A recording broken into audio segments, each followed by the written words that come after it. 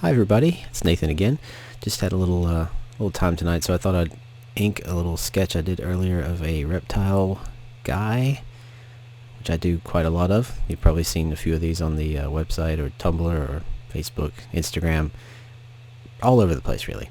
I didn't actually know what to talk about this time. I just sort of wanted to show something on a video, and it's too much trouble to find music, so I figured I'd do a speed paint and some talking.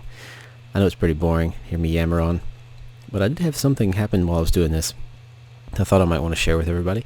As you can tell, this was a pencil drawing, just on a piece of plain old typing paper like I like to do, and I'm just going over it with a fixed width pen, like not a micron, but like a cheap felt tip pen. It's 1 mil wide. So I was sort of just duplicating the lines that I'd already laid down with the pencil, but I was also refining as I went along, because you can't go for every pencil stroke. But what I noticed was I was losing a lot of the spontaneity of the pencil. The darker lines of the pencil you can see here are already cleaner and sharper than the original sketchy lines, but it felt like they were working together, the sketchy lines and the pencil lines, the darker pencil lines, to give it sort of a feeling of structure and texture. And I'm trying to get a little better with showing form and solidity in just a drawing form, because I know I can do it with tone and color in painting. That's kind of the thing. That's the reason why I love painting so much, is it's really easy to define form because you have light to work with.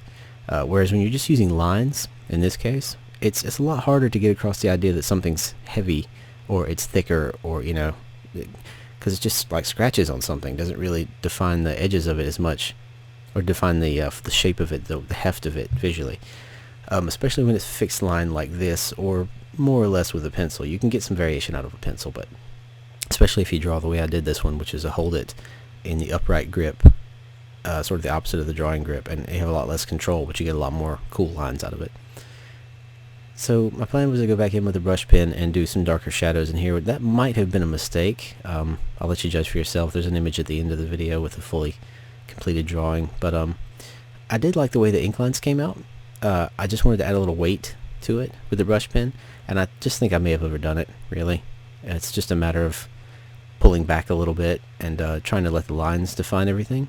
I think if you can do that, you've got a more successful drawing, because the lines in this thing really make it seem textured to me.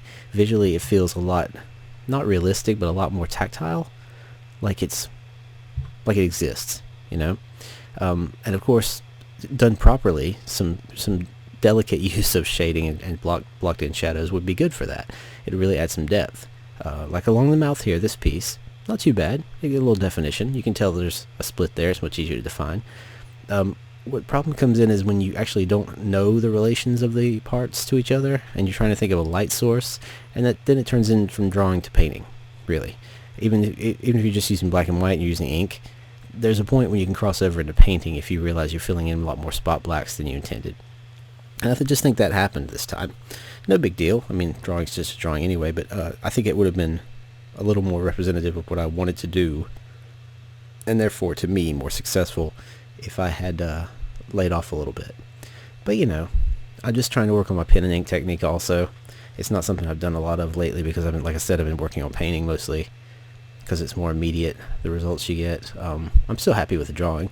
I did go back in after the video here and put in some mid-tone gray with the pencil again, just to sort of even it out a little bit. I figured, well, hell, if we're going to go ahead and give it tone, I might as well put some tone in it. So it came out alright. It's sort of a mixed media thing at the end. I do want to get to the point where I could do a really nice rendering with just ink, just lines in ink especially, but I'm not quite there yet. And I'm not even that good at paint either. I'm just better at paint than this. So hopefully I can share that journey with you guys. And if you're having trouble in your own projects, my advice, keep plowing away at it. Keep doing it. Do another one. Do something different. You'll find your way. Eventually you will find your way.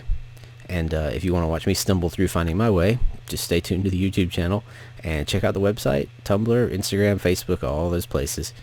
You'll see me as I stumble towards trying to get better. Thanks for watching, everybody. Keep making stuff, and I'll see you next time.